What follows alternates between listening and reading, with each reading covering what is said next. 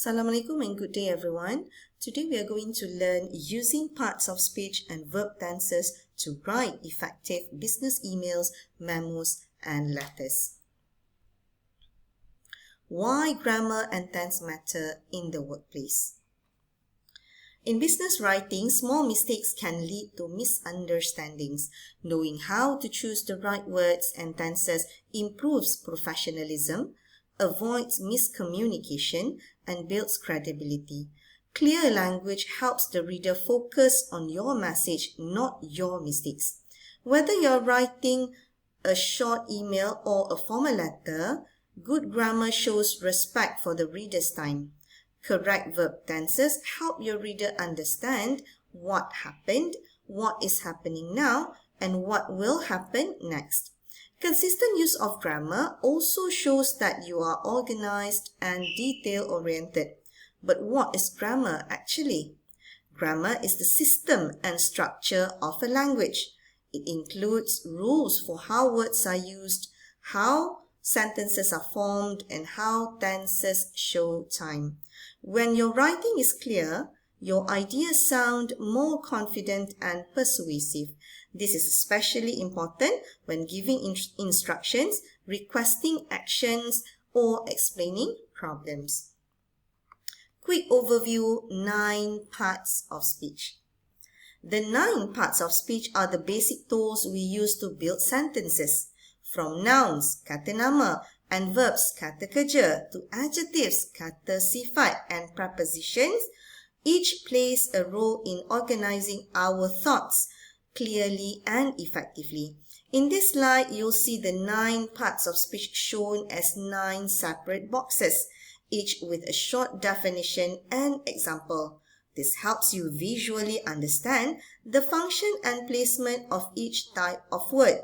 They are noun, pronoun, verb, adjective, adverb, article, preposition, conjunction, and interjection. Each one has a different role in a sentence, just like players in a team. Let's go through them one by one. Noun, kata nama. A noun names a person, place, thing, or idea. Actually, whatever that we see around us is called noun, kata nama. For example, Ali, a person's name that is written with a capital letter A that resembles or that shows a proper noun, kata nama khas, school, common noun, car, and also happiness. Happiness, is not something that we can touch or see, but we can feel it, and it is called abstract noun. So if I say Ali drives a car, both Ali and car are nouns. Ali pun kata nama, car pun kata nama. So Ali is a person, car is a thing. Nouns are the building blocks of a sentence. Without nouns, tanpa kata nama, we wouldn't know who or what we are talking about.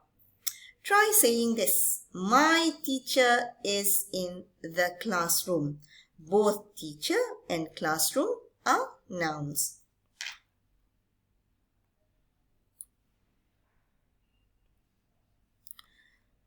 Alright, next, pronoun. A pronoun replaces a noun to avoid repetition. Pronoun in Bahasa Melayu is called kata ganti nama. For example, he, she, it, we, they, this, and those. If we say, Ali is my friend, he is very kind, we use he instead of repeating Ali. So we have to memorize the pronouns using this formula. Pronouns make our sentences shorter and smoother. Try saying this with me. Sarah loves music. She listens to it every day. Sarah loves music. She listens to it every day. Notice, she and it are pronouns replacing Sarah and music. Next is verbs. What is a verb in Bahasa Melayu? Like what I said or mentioned just now, a verb means kata kerja. A verb shows action or a state of being. For example, run, eat, have, is, are, and was. Let's look at the sentences here. Ali runs every morning. Runs is an action. Without verbs, sentences have no movement. Think of verbs as the engine that drives your sentence. Let's try this one. I study English. Which one is the verb? The verb is study. Another sentence. I am a student. Which one is the verb? Am is the verb, which we call it non-action verb. Moving on is adjective. An adjective describes a noun or pronoun. In Bahasa Melayu, it is called kata sifat. It tells us what kind, how many, or which one. For example, beautiful, tall, three, brave, and also old. Let's look at the sentences. She has a beautiful smile. So which one is the adjective? The adjective should be before a noun. A noun here is smile, senyuman. So here in the sentence, she has a beautiful smile.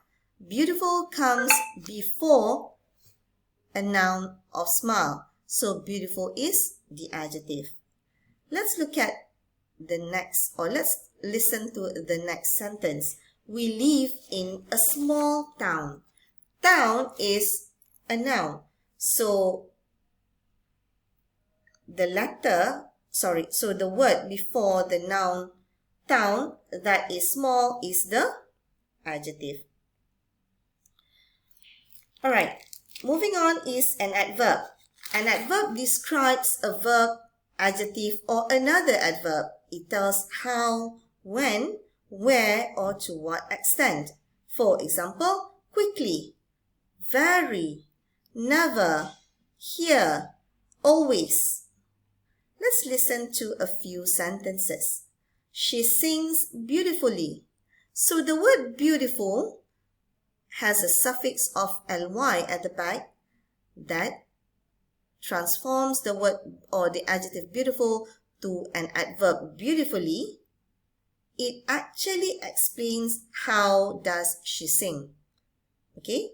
So beautifully here is not an adjective, it is an adverb. Another sample sentence is, he is very tall. So here, we can't just say he is tall, but because we would like to describe more about the person's height, we use an adverb very, means that to show to what extent. Many adverbs end in ly, but not all. Right? Moving on is an article that is used before a noun to show whether it's specific or general. There are two types, okay? Two types of article, definite article the, and also indefinite article and an. For example, I saw a cat. I saw a cat. So here, a cat means any cat. Alright? It's not I saw the cat, but I saw a cat. So it refers to any cat. Alright, and remember, use a before consonant sounds. Okay, consonant sound means that the word does not start with a, e, o, u sound. Alright? And use article N before a vowel sound. For example, our, H-O-U-R. Even though the word is spelled with H and not A, but when we produce sound or when we pronounce it, we use silent H. So it's called our. So if we would like to say satu jam, we should use article N, that is an hour. Alright, so understanding the structure of these 9 parts will help you form grammatically correct and and complete business sentences. Later, when we look at memos and emails, you'll start noticing how these parts work together. Even short business messages are made up of these 9 categories, just arranged in clear and purposeful ways. So take a moment to explore each box visually and mentally connect it with examples from your own writing. By knowing the 9 parts of speech, you're building a solid foundation for more professional communication. Okay, verbs. Alright, that is one of the 9 part of speech. Okay, verbs.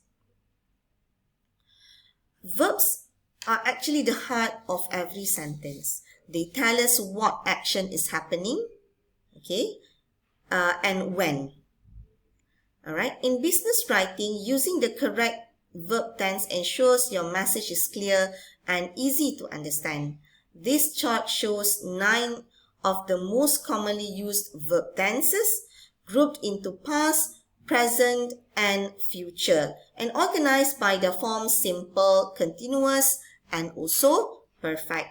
For example, use the simple present tense like I send reports every Monday for routines.